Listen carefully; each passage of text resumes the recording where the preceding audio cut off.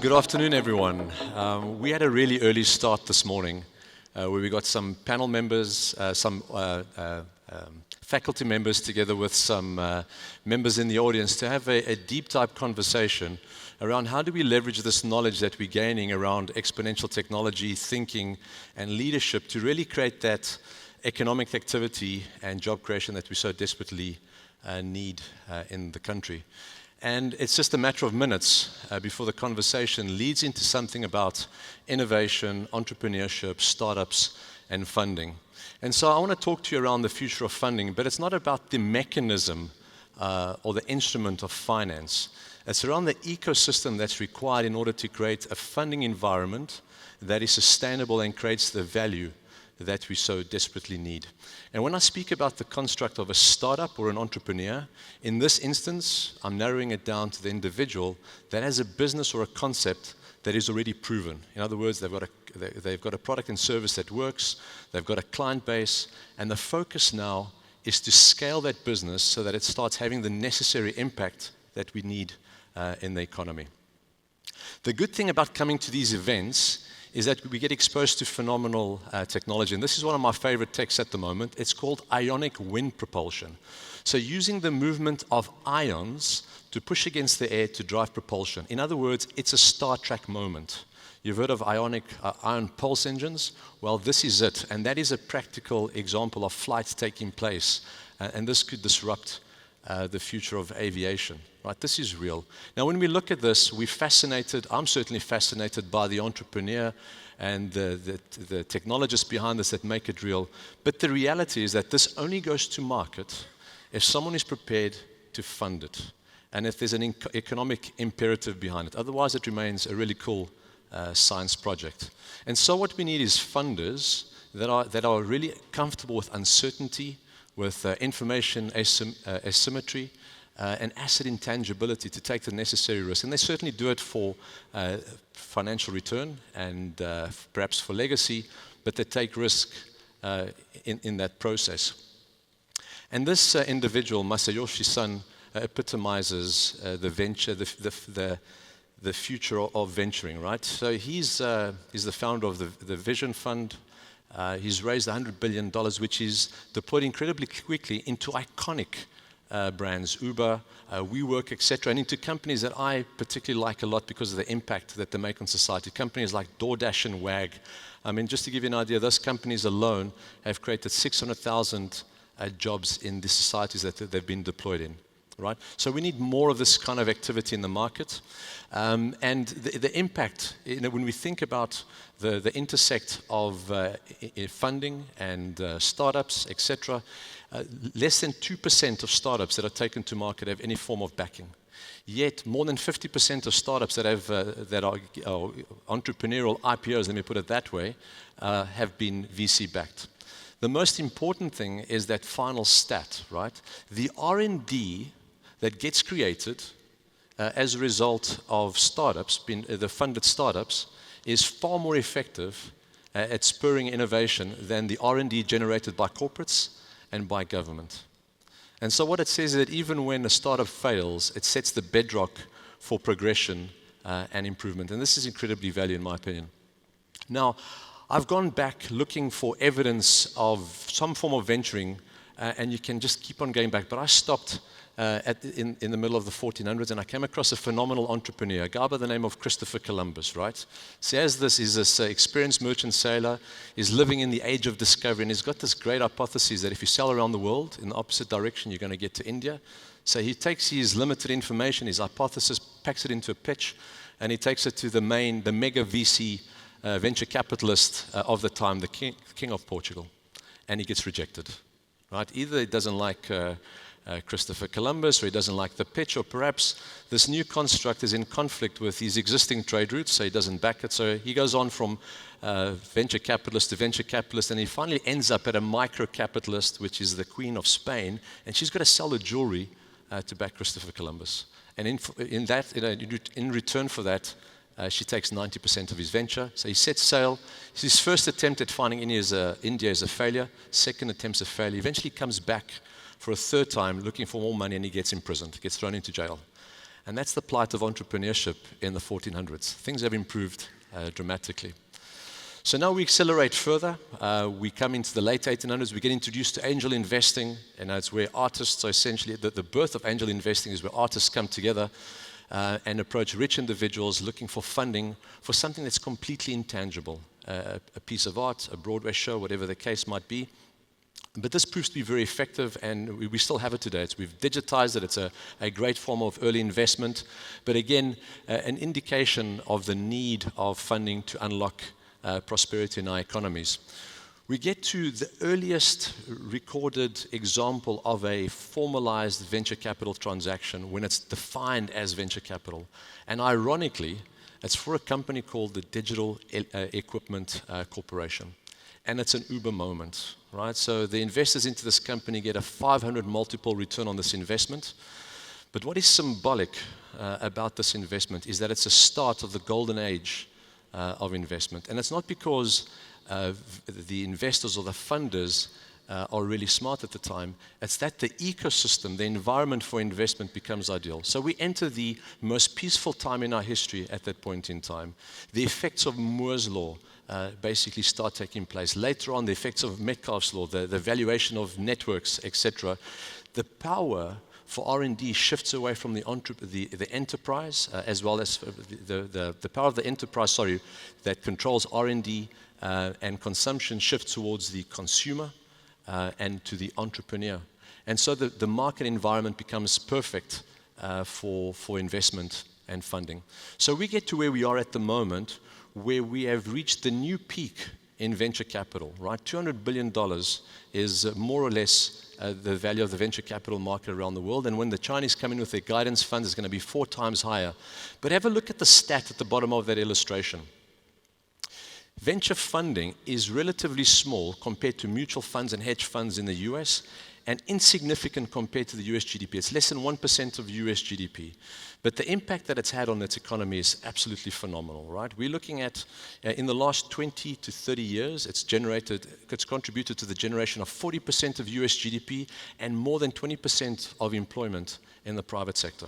Now, this sounds like something we desperately need in the local economy, right? So disproportionate impact in terms of the size of the market versus the impact that it has on economy. Something we certainly need to unlock in the local markets. So despite the fact that the market unlocks innovation, it itself hasn't been very innovative, and soon we get introduced to crowdfunding, which essentially dematerializes or access to money, right? And this itself is an exponential market.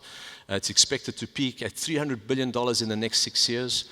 So we're going to see more and more of it, and we're definitely seeing a lot more activity locally on the continent. Now, if we bring this back to the South African construct, things are looking good, right? So we've seen our president getting involved in committing funds into backing startups. The most recent announcement around this billion-dollar startup, a billion rand fund that he's put together, getting support from some of the CEOs in South Africa to contribute towards that fund. But just the reality, right? This is small. I don't know if you saw this article, but what it basically highlights is that what we spend in a year in South Africa on venture capital, the US spends by lunchtime. So this is a hell of a challenge. So if you round it up to the nearest $100 million, the South African economy the US economy is about 50 times bigger than the South African economy, but the VC market is 500 times bigger than the market that we have in South Africa. Now, it speaks to the vibrancy of the local market, but also speaks to the fact that funders look beyond US borders in order to scale their businesses. So they've got a global mindset in terms of where they want to take these businesses. Now, I want to park the funding conversation for a second and go to the other extreme side of the funding network, which is the entrepreneurs. Now, through my work, I get to work with entrepreneurs. I bring them in contact with corporates. We shape, develop, and build their businesses, and we accelerate them out into market. And for a long time, I've sort of been developing a viewpoint that entrepreneurs actually aren't looking for money as a priority. Right? We tend to think that is a starting point that isn't. So I asked them, about 300 entrepreneurs, what is it that you're looking for in terms of order of priority? And this is what they gave me. They said the most important thing to them was access to markets, right? And not access to markets in the form of an introduction. I know someone and I'm going to set up a meeting or a phone call or an email introduction. It's access to markets, but with the ability to understand the market and the individual that you're engaging with, number one, and also with the ability to translate the problem that you need to solve for that individual or that corporate. So typically what happens is a startup is incredibly good at showcasing how good they are. Look how big my muscles are, and look how beautiful my shirt is. And the corporate looks at it and says, "This is fascinating. I absolutely love your business and your concept, but I don't know how to use you." Right? So what we need is that layer of translation that takes the challenge that the corporate has or that the market has and translates it into how the VC or the entrepreneur or the startup can solve that problem. The second priority that they were looking for was access to mentorship, and not someone that understands finances and ratios and how to put a contract together, but someone that's gone through the journey of entrepreneurship.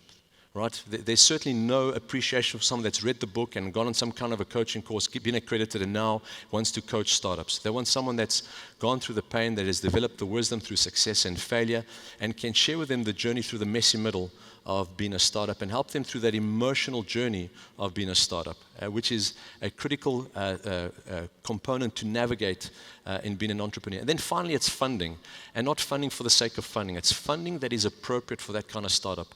And in a number of instances, I've had to get involved with startups to get them out of their funding constraints, where the funding has been bad for the business. And instead of unlocking opportunity, it constrains the business and ultimately results in bad decisions being made. So if we now elevate ourselves to the trends that are influencing how VCs are behaving, there's a couple of things that perhaps is worthwhile sharing. One is that the VC market is becoming far more aggressive with all the money in the market, and so the focus on domination is really high. This is where the big mega funds are saying we're backing number one or number two, and we're pushing everyone out the market. It makes it very difficult for the smaller VCs in markets like South Africa, or as Andrea Beaumont, a friend of mine, described this morning, the micro VCs, to play in that space. So it means that the risk profile that we typically have to absorb in our local markets would be potentially much higher. The early stage blind spots remain. Valuations on the increase. So the fact that there's more money in the market means that valuations on the increase, but the risk profile doesn't change. It definitely remains the same. We're seeing extended survival periods, VCs staying in longer. They're staying longer in the game, extending the participation of the businesses that they've backed, being far more patient for profit, focusing more on market share and market growth. But without a doubt, what's interesting for me is this concept of democratization of ideas. Unless you are developing an Ionic wind propulsion system, many of the businesses going out to markets, the Ubers, Airbnbs, etc., are very easily to replicate. And so some VCs are saying, well, perhaps we don't have to back the idea, let's back the entrepreneur that we think has got a better chance of taking that product to market. So as South Africa, we've got to think about the constraints that we have, and we've got to use what we've got and do the most of it, right? We've got to change the rules of the game if we want to unlock opportunities. And so the construct of decentralized funding is certainly one that's very attractive for me. And you know, we've got reward-based crowdfunding. Without a doubt, it's got its place, but I don't think it's going to change the world of startups and investments. IOCs and cryptocurrencies, I think, had a good place. It just became a bit of the Wild West. If you had time, access to your mom's kitchen, you could write a white paper and raise money for an ICO. So it became messy, and we had companies like Dow Bank, which raised money to become the promising dematerialized venture fund and then collapsed just as quickly. But the constructs of crypto certainly works, and in private placements with companies like Telegram and Terra, it showed results. And one of my favorite South African startups, a company called Solar Exchange or Sun Exchange, the construct of the crypto has been effective in assisting in the raising of funding in order to unlock value inside that business. If we move towards equity crowdfunding, it's essentially the ability for the public to participate in an opportunity and then take an equity piece directly in the opportunity and not necessarily in the broader fund. And one of my favorite companies in that space is a company called OurCrowd, based out in Israel. And what happens is the VC makes the decision to invest, and on the back of their successful decision to invest, they then inform the public, and the public can then follow them into that investment. It doesn't require my own interpretation as to whether or not it's going to be a good investment. We've had some good successes recently. Indiegogo, until recently, was the biggest equity crowd fundraiser in South Africa. The biggest one is now a company called Integrate Me on the Uprise platform. They're not only the biggest, but the quickest raise about 10 days ago. And I see there's a few more initiatives on the platform that we'll be watching really closely. The construct of value referencing is very important. I don't want to call it corporate venture capital or open innovation. It's somewhere in between, where we bring startups into the environment of corporates to solve their problems. And if you solve their problems effectively, you get access to funding to raise your business and ultimately remain independent. This is going to be, I think, a very interesting play, because this is a tipping point where eventually this is going to facilitate corporates to become a lot more agile. And companies like General Electric, Coca-Cola, etc., have backed a number of startups in this environment. And in my environment, I refer to this as a rapid commercialization, where I don't give startups money. Instead of giving them $50 million to back the startup, I show them how to make $50 million through my network. And the results have been quite interesting. I'll just let me pause there for a second. So the construct of that open innovation and solving problems is not just for corporates. There are some cities that are creating city alliances that are opening up their platforms to entrepreneurs to come and solve some of the challenges, social challenges in the cities. And if they're able to solve the challenge, they get access to funding to address those challenges. Looking at the human side of funding, backing the entrepreneur, there's some interesting work being done there. A company called Entrepreneur First. They will give you money, but then they'll give you a CEO as well. And that's recognition that you may be a great technician, engineer, scientist, inventor, but perhaps you need that CEO to take this business into the next level. And they've had phenomenal results. Companies like Tusker, or Tusk Ventures have been involved with Uber, and what they do is they bring knowledge around politics and regulation, and in return they take equity in companies. And Data Collective as well, bring the right skills into the business to unlock gridlock points in the startup in order to get to value as quickly as possible. A very interesting environment, and I think it's a nascent environment, and I'm seeing more and more activity around the world, is creating an ecosystem construct for startups, or a VC as a service construct. A company out of Berlin by the name of Redstone essentially provides VC services to corporates. So corporate, works with them, and they start acting like a venture capitalist through Redstone. And companies like Goethe out of the Nordics essentially provide the translation layer to help corporates understand how to best leverage what they're seeing with startups in order to get to value quicker. Upside Partners is certainly very interesting. What they've done is a realization that in many instances, when startups engage with large corporates in order to unlock value, the conversation is very artisanal. They're solving a sliver of a larger problem. And they've realized that if you can bring a bunch of startups together, let's say an AI startup with an IoT startup with a VR startup, then you've created the ecosystem that allows for the creation of digital twins, for example. And what it does, it raises the game out of solving artisanal small problems to owning the programmatic solution for a corporate. And they take it a step further, where if they back you as a startup in the ecosystem, then you've got to provide shareholding to the other startups in your ecosystem. So if one startup is successful, everyone benefits from it. It creates a very nice and interesting community construct around the startups. And then finally, we can't have this conversation without speaking about sustainability, right? And I'm not talking about environmental or economic sustainability. I'm talking about social sustainability. I think gone are the days where there's patience. I think certainly in the local market, where we're prepared to back businesses that essentially provide the service of a self-licking ice cream, right? I'm talking about apps. I don't know if you've seen it, but the Hold the Button app. Has anyone seen the Hold the Button app? So if you download it, right, you hold the button, you compete with people around the world to see how long you could hold that button. And all you do is you get a ranking as to how long you held the button. Or how far can you throw your phone up? Or how high can you throw your phone up, right? I think in terms of the economic and social challenges we have in the country, the focus is, let's do something that's sustainable and has a positive impact. Let's solve real problems. And we certainly have an interest from a lot of foreign funders that want to come into South Africa and Africa to solve some real-world challenges. So as I wrap up, right, there's a couple of things, try to share a lot of different constructs, and if we pull components of these constructs together, the one thing that I would certainly like to see, if you just read down the left side of the screen, is a construct of vertical syndicated funding. So let me give you an example. If you're in the food sector, you've got the growers of food, the processors of food, the distributors of food, the retailers of food.